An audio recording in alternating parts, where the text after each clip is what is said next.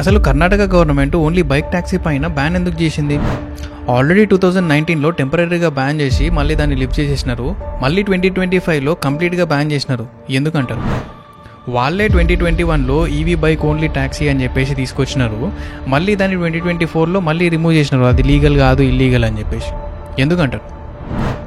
వీటి వెనకాల reasons, information మొత్తం కావాలి అనుకుంటే వీడియో కంప్లీట్గా చూడండి. 2019లో కర్ణాటక గవర్నమెంట్ బైక్ ట్యాక్సీస్ని బ్యాన్ చేసింది.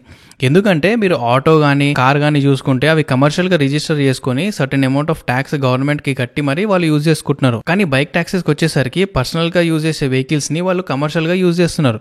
సో అది ఇల్లీగల్ కిందికి వస్తుంది. According to motor vehicle act 1988 కింద ఏదైనా సరే పర్సనల్ పర్పస్ కింద యూజ్ చేస్తే దానికి వైట్ నెంబర్ ప్లేట్ వస్తుంది. ఏదైనా సరే కమర్షియల్ పర్పస్ కింద యూజ్ చేస్తే అంటే మనీ ఎర్న్ చేయడానికి యూజ్ చేసే వెహికల్కి ఎల్లో నెంబర్ ప్లేట్ ఇస్తారు. ఇక్కడ బైక్ ట్యాక్సీస్ వాళ్ళు వైట్ నెంబర్ ప్లేట్ పర్సనల్ పర్పస్కి యూజ్ చేసే నెంబర్ ప్లేట్ని కమర్షియల్కి యూజ్ చేస్తున్నారు కాబట్టి అది ఇల్లీగల్ కిందికి వస్తుంది. అందుకే ట్రాన్స్పోర్టేషన్ డిపార్ట్మెంట్ వాళ్ళ కన్ను వీళ్ళ మీద పడ్డది. 2019లో వీళ్ళని బ్యాన్ చేసినారు బైక్ ట్యాక్సీస్ పైన, ఓన్లీ బైక్ ట్యాక్సీస్ పైన. అది కూడా కొన్ని రోజుల వరకే. దాని తర్వాత మళ్ళీ ఇన్కమ్ రిలీఫ్ వాళ్ళకి వచ్చింది. అంటే ఈ క్యాబ్ అగ్రిగేటర్స్, క్యాబ్ ఆపరేటర్స్ ఎవరైతే ఉన్నారో వాళ్ళు కోర్టుకు ఒక పిటిషన్ పెట్టినారు. మీరు ఈ బైక్ ట్యాక్సీస్ని కూడా లీగలైజ్ చేయండి, రెగ్యులేషన్స్, గైడ్ లైన్స్ ఇవన్నీ తీసుకురండి, మేము ఫాలో అవుతాం వాటిని బట్టి అని చెప్పేసి పిటిషన్ పెట్టినారు. దాని తగ్గట్టు కోర్టు ఒక ఇన్కమ్ రిలీఫ్ ఇచ్చింది వీళ్ళకి. అంటే ఈ ఇన్వెస్టిగేషన్ జరిగేంత వరకు కూడా మీరు మీ బిజినెస్ని నార్మల్గా రన్ చేసుకోవచ్చు మీరు అని చెప్పేసి ఇన్కమ్ రిలీఫ్ అంటారు అనమాట దాన్ని.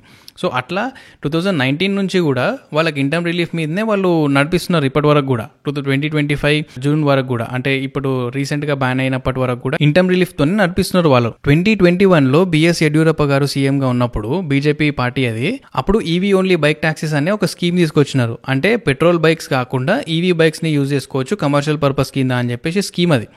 అదొక 2 years వరకు బాగానే నడిచింది. మళ్ళీ గవర్నమెంట్ చేంజ్ అయింది, కాంగ్రెస్ వచ్చింది, సిద్దిరామయ్య గారు సీఎం కింద అపాయింట్ అయినారు. అప్పుడు మళ్ళీ రివ్యూ చేయడం స్టార్ట్ చేసినారు.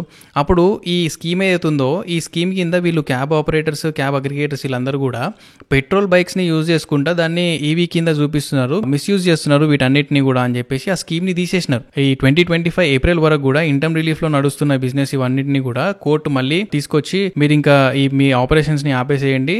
కర్ణాటక గవర్నమెంట్ ఇప్పటి వరకు అయితే ఎటువంటి రెస్పాన్స్ ఇవ్వలేదు. మేము వాళ్ళకు 3 months టైం ఇచ్చినాము రెగ్యులేషన్స్ ఫామ్ చేయడానికి, ఫ్రేమ్ వర్క్ ఫామ్ చేయడానికి, కానీ వాళ్ళ ఎటువంటి రెస్పాన్స్ లేదు.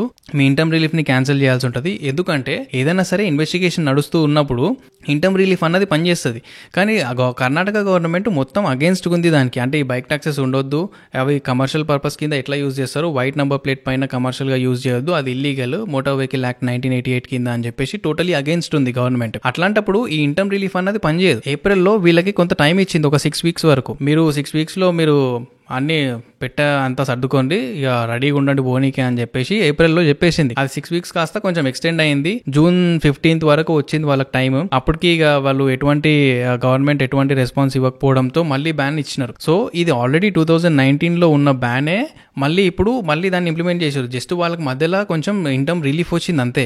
ఈ బ్యాన్ స్టార్టింగ్ నుంచి ఉంది, జస్ట్ ఆ ఇన్కమ్ రిలీఫ్ ఏదైతుందో అది మాత్రం క్యాన్సిల్ అయింది. సో అట్లా ఈ June 16th టోటల్ గా బైక్ ట్యాక్సీస్ అని ఫర్దర్ నోటీస్ వచ్చేంత వరకు మీరు ఎవరు నడిపియొద్దు అని చెప్పేసి బైక్ ట్యాక్సీస్ అని వాటిని బ్యాన్ చేసేసినారు. ఎందుకంటే ఒక సైడ్ ఏమో ఈ ఆటో వాళ్ళు కానీ క్యాబ్ వాళ్ళు కానీ సపరేట్ గా అమౌంట్ పే చేసి కమర్షియల్ ట్యాక్స్ పే చేసి బండిని మొత్తం కమర్షియల్ వెహికల్ కింద రిజిస్టర్ చేసుకొని వాళ్ళు ఎవ్రీ ఇయర్ కొంచెం నార్మల్ పర్పస్ కింద యూజ్ చేసే వెహికల్ కంటే కమర్షియల్ పర్పస్ కి ట్యాక్స్ ఆబ్వియస్ గా ఎక్కువ ఉంటుంది కాబట్టి ఎక్కువ పే చేసుకుంటా ఒక సైడ్ కష్టపడుతుంటే, ఇక్కడ బైక్ ట్యాక్సీస్ కి మాత్రం ఓన్లీ వైట్ నంబర్ ప్లేట్ పైనే వాళ్ళు మనీ ఎట్లా ఏం చేస్తారు, ఎటువంటి కమర్షియల్ గా లీగల్ గా డాక్యుమెంట్స్ లేకుండా లీగల్ గా నంబర్ ప్లేట్ లేకుండా ఎట్లా ఏం చేస్తారు అని చెప్పేసి డిబేట్ నడుస్తూ ఉంది. దీన్ని చూసుకుంటే బైక్ ట్యాక్సీస్ కి సంబంధించి మనం ఇంకా స్టిల్ గ్రే ఏరియాలోనే ఉన్నాం. అంటే సర్టెన్ రెగ్యులేషన్స్ కానీ ఫ్రేమ్ వర్క్ కానీ బైక్ ట్యాక్సీకి సంబంధించి మనకు లేవు. సో అట్లాంటివి ఇంకా తీసుకొచ్చేంత వరకు ఈ ఇంకా కోర్టు కేసు నడుస్తూనే ఉంటుంది. ఇంకా ఎంతవరకు ఈ బ్యాన్ ఉంటుంది, ఇంకా ఎప్పటి వరకు ఉంటుంది ఏంటిది అన్నది ఇన్ఫర్మేషన్ ఇంకా ఏం లేదు. బికాస్ ఇన్వెస్టిగేషన్ ఇంకా నడుస్తూనే ఉంది. బట్ అంతవరకు ఇన్కమ్ రిలీఫ్ మాత్రం క్యాన్సిల్ అయింది. సో బ్యాన్ ఇంకా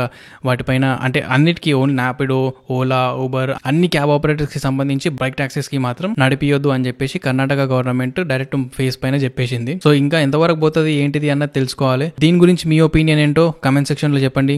until then see you, bye.